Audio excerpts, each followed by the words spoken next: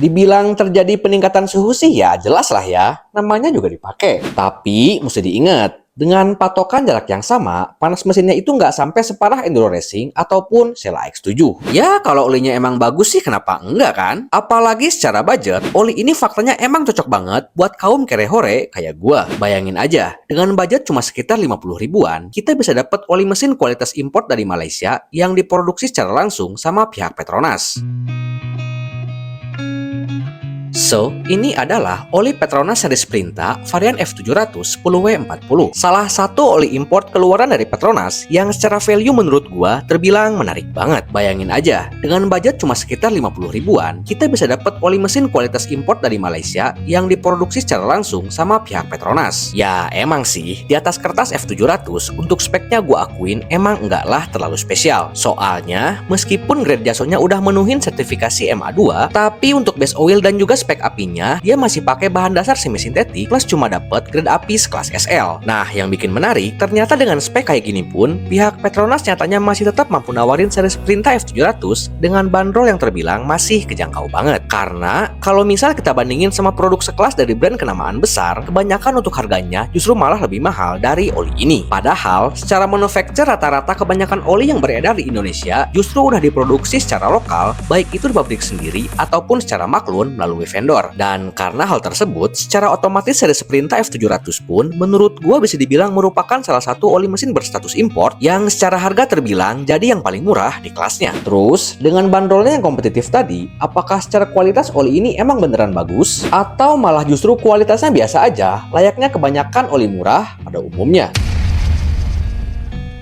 Oke, jadi pas gue perhatiin secara detail, di botol kemasannya ini pihak Petronas terkesan nge-highlight banget tentang teknologi Ultraflex-nya. Yang mana setelah gue cari tahu ternyata teknologi ini bisa bereaksi secara instan dalam segala kondisi, mampu ngoptimalin responsivitas power mesin, tingkat stabilitas viskositasnya tinggi, lapisan film protectionnya udah keuji, dan juga mampu mencegah terjadinya gejala slip di bagian komponen kopling. Ya oke lah, tiap marketing brand pastinya emang punya pakem strategi masing-masing. Cuman yang jadi pertanyaan, apakah semua klaimnya tadi bisa kebukti benar atau malah justru cuma sebatas gimmick marketing doang?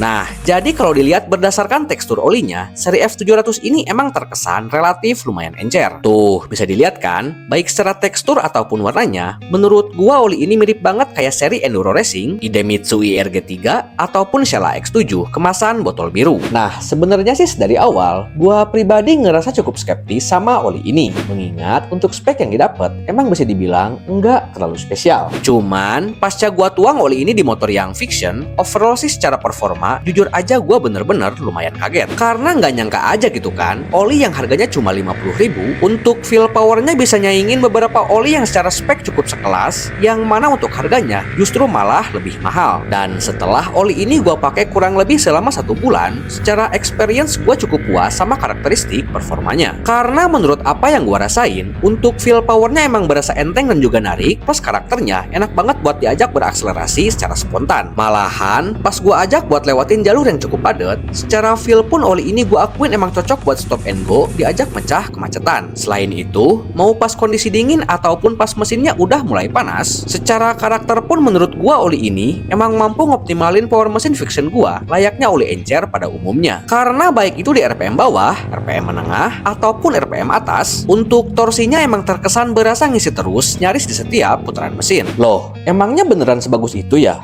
Bukannya secara spek oli ini biasa aja? Terus kira-kira bakal kayak gimana sih kemampuan oli ini dalam meredam suara mesin ataupun dalam soal ngehandle peningkatan temperatur suhu mesinnya? Apakah bakal sama persis kayak beberapa produk yang udah gue sebut tadi? Atau malah justru F700 lebih oke? Nah, jadi pas awal-awal, gua kira karakter Sprinta F700 bakalan plek-ketiplek sama Enduro Racing ataupun Sail and Pen seri AX7. Soalnya, baik secara spek ataupun karakteristik feel powernya, overall emang bisa dibilang cukup identik. Cuman setelah gua pakai buat daily use selama beberapa hari, ternyata perkiraan gua malah meleset. Soalnya jujur aja John, untuk kemampuan daya redam seri Sprinta F700 harus diakuin nyatanya emang sedikit lebih oke. Ya, kalian juga tahu lah lah, kalau experience gue pas pakai Enduro Racing ataupun AX7, yang jadi keluhan itu pastinya soal suara mesin yang jadi kasar, dan juga peningkatan temperatur suhu mesinnya yang menurut gue berasa cepet banget panas. Dan fun fact-nya, sepengalaman gue justru oli ini ternyata bisa nawarin experience yang bisa dibilang malah cukup berbeda. Karena baik itu pas lagi dingin ataupun dalam kondisi yang bener-bener panas, menurut gue sih oli ini faktanya bisa ngeredam suara mesin friction gue relatif jauh lebih baik. Ya, pokoknya sih buat ukuran oli mesin yang viskositasnya cuma sebatas 10W40, bagi gua F700, daya redamnya bisa dibilang jadi salah satu yang paling oke. Begitupun untuk kemampuannya dalam menghandle peningkatan temperatur suhu mesin. Oke, jadi selama dipakai buat aktivitas harian gua, overall sih Petronas Sprinta F700 untuk kemampuannya bisa dibilang cukup capable dalam menjaga peningkatan temperatur suhu mesin motor friction gua tetap berada pada tingkat ambang batas wajarnya. Soalnya, pas gua coba pakai metode pengetesan yang biasa gua pakai, yaitu dipakai riding siang dengan patokan jarak tempuh yang sama persis, bagi gua sih oli ini faktanya emang tergolong nggak cepat panas. Dibilang terjadi peningkatan suhu sih ya jelas lah ya,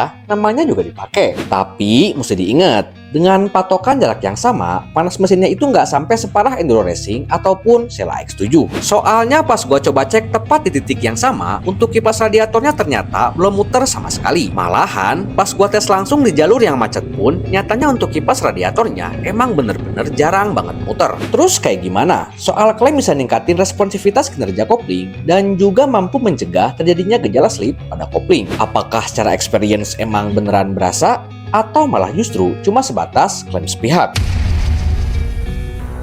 Nah, jujur sih selama dipakai 1 bulanan, dengan jarak tempuh sekitar nyaris 700 km, gua pribadi sama sekali nggak sampai ngalamin yang namanya gejala slip pada kopling. Emang sih, secara keseluruhan komponen kopling friction gua udah di-upgrade pakai varian SC Slipper Clutch original kepunyaan R15 V3, yang mana banyak isu sering banget kejadian slip ataupun kampas koplingnya malah sampai gosong. Cuman, selama pemakaian sih jujur aja, gua sama sekali nggak pernah ngalamin muncul gejala aneh di bagian kopling. Nah, ini juga sebenarnya debatable ya, karena kebetulan rumah koplingnya udah gua bor buat bikin jalur pelumasan ke bagian kampas koplingnya. Jadi gua juga nggak tahu pasti apakah Ultraflexnya emang beneran seberpengaruh itu, atau emang karena rumah koplingnya udah dikasih lubang buat jalur sirkulasi oli. Dan khusus buat soal responsivitas kinerja kopling, bagi gua juga ini terbilang debatable, karena secara feel dari sebelumnya pun respon koplingnya emang udah berasa narik efek dari pergantian per pakai kepunyaan dari BRT. Loh, bentar John, perasaan kok dari tadi responnya positif terus sih?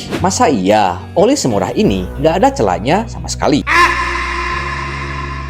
Nah, jadi gini John, secara experience sih suka nggak suka, nyatanya emang harus diakuin kayak gitu adanya. Di sini gue sama sekali nggak ngelebih-lebihin oli ini, tanpa sedikit pun ada maksud nutupin celah kekurangannya. Pokoknya kalau misal bagus bakal tetap gue bilang bagus, dan kalau ternyata hasilnya jelek, ya sorry to say, gue bakal tetap ngomong apa adanya. Emang sih, dalam jangka pengetesan kali ini, gue belum bisa bener-bener nemu celah kekurangannya. Tapi mungkin kalau misal gue tesnya sampai jarak 1000 kilo, atau bahkan gue tes jalan buat diajak lintas kota, bisa aja dalam kondisi tersebut kekurangannya bakalan bisa gua rasain. Jadi untuk experience yang gua sampein kali ini nyatanya emang bener-bener pure sesuai dengan apa yang gua rasain selama pemakaian. Dan karena secara experience oli ini emang kebukti cukup positif, apalagi dengan harganya yang cuma 50.000, plus secara status pun merupakan oli import yang diproduksi secara langsung sama pihak Petronas Malaysia, tanpa ragu pun gua berani ngerekomendasiin Petronas Sprinta varian F700 ini buat jadi bahan pertimbangan. Karena gimana ya, secara feel gue emang ngerasa lumayan cocok sama karakteristik oli ini. Dan kayaknya Petronas F700 pun bakal masuk daftar list pribadi gue buat kedepannya jadi salah satu oli tetap buat motor kesayangan gue. Ya kalau olinya emang bagus sih kenapa enggak kan? Apalagi secara budget, oli ini faktanya emang cocok banget buat kaum kerehore kayak gue. Nah kira-kira menurut kalian gimana? Apakah tertarik nyoba Petronas F700? Kita diskusi di kolom komentar ya. Dan thanks sudah nonton video gue sampai akhir. Jangan lupa, tunggu video gue selanjutnya. Thank you for watching and see you to the next video.